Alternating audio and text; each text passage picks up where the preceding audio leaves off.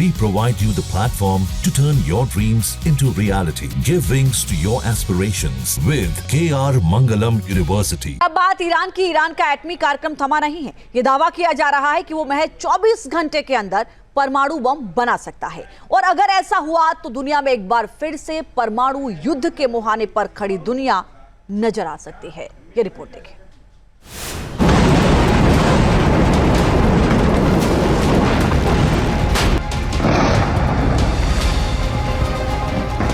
Trump और Netanyahu के दावों का निकलेगा दम। ईरान 24 घंटे में बना लेगा परमाणु बम।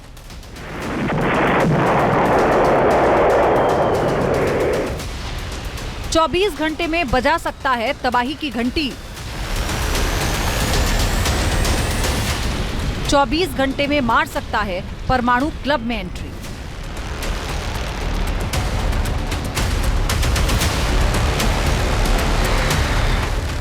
ईरान ने 24 घंटों वाले दावों से चौंका दिया।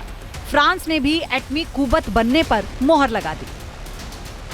22 जून को अमेरिका ने ईरान के फोर्डो, नतांज और इस्फहान परमाणु ठिकानों पर बमबारी की। तब ट्रंप ने दावा किया था कि इस हमले ने ईरान के परमाणु कार्यक्रम को पूरी तरह से तबाह कर दिया है। नेतन्याहू ने भी इसे ऐतिहासिक जीत माना था, लेकिन अब एक नया दावा सामने आया है। ईरान का यूरेनियम तबाह नहीं हुआ। उसके पास इतनी ताकत बची है कि उसे महज 24 घंटे के अंदर एटमी बम बना लेने की कुव्वत हासिल कर लेनी चाहिए। ईरानी संसद के सदस्य अबुल फजल जोहरेबंद ने एक टीवी इंटरव्यू के दौरान दावा किया कि ईरान के पास सब कुछ है, कुछ भी खत्म नहीं हुआ। अब वक्त आ चुका है कि महज 24 घंटे में उसने अपना परमाणु बम बनाने की क्षमता हासिल कर लेनी चाहिए। सिर्फ ईरानी सांसद ही नहीं, दुनिया के कई देशों का ऐसा ही मानना है। फ्रांस के विदेश मंत्री जया नोएल बारो ने कुछ ऐसी ही चेतावनी दी।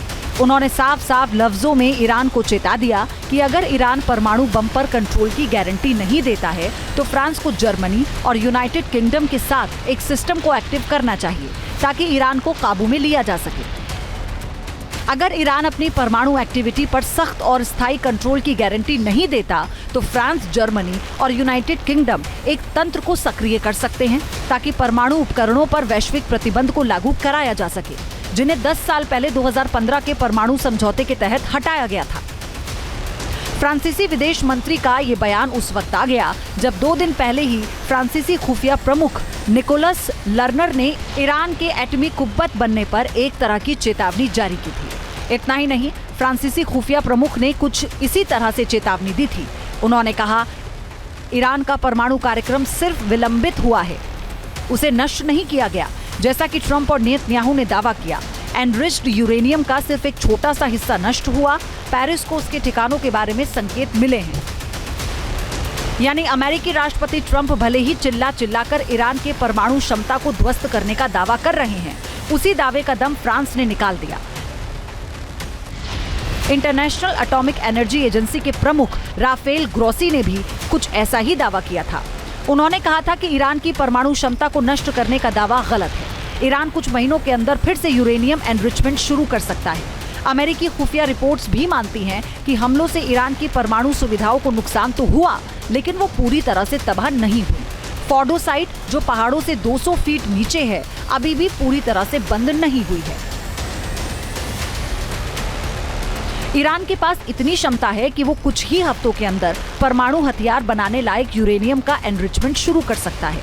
ईरान के पास 400 किलोग्राम से ज्यादा 60% तक एनरिच्ड यूरेनियम है, जो आर्म्स ग्रेड यूरेनियम यानी 90% से बस एक कदम दूर है। अगर ये यूरेनियम गुप्त ठिकानों पर पहुंच गया तो ये 9 परमाणु हथियार बनाने के लिए पर्याप्त है। ईरान ने IAEA पर प्रतिबंध लगाकर पहले ही संकेत दे दिया है कि वो अब आजाद है। वो कभी भी परमाणु बम बना सकता है, लेकिन उसका ऐलान कब करेगा पता नहीं। दूसरी तरफ इजराइल और अमेरिका भी इसी ताक में बैठे हैं। ईरान के परमाणु बम बनाने की थोड़ी सी भी भनक मिली तो मिडिल ईस्ट में एक बार फिर से भयंकर तबाही मच सकती है। Team news nation. जहां भक्ति है हर शब्द में, कथाओं में छुपे हैं दिव्य रहस्य और ज्योतिष देता है जीवन को दिशा। धर्म से जुड़ी हर बातों को जानने के लिए हमारे चैनल स्तुति को सब्सक्राइब करें। चैनल पर जाने के लिए इस लिंक पर क्लिक करें।